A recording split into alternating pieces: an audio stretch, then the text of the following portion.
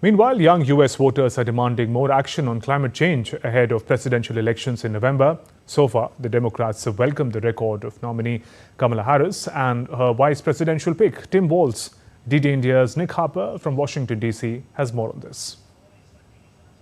Kamala Harris has a history of prioritising climate change. It was one of her top concerns during her time as California's Attorney General, where she made it her mission to prosecute polluters.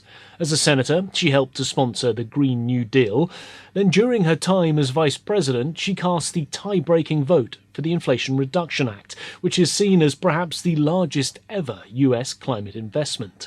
Similarly, her VP pick, Tim Walz, has a history of climate change action. As governor of Minnesota, he's focused on threats to his state, part of that being due to an extreme drought that Minnesota cattle farmers have faced in recent years, along with choking wildfire smoke that's been blown in from Canada.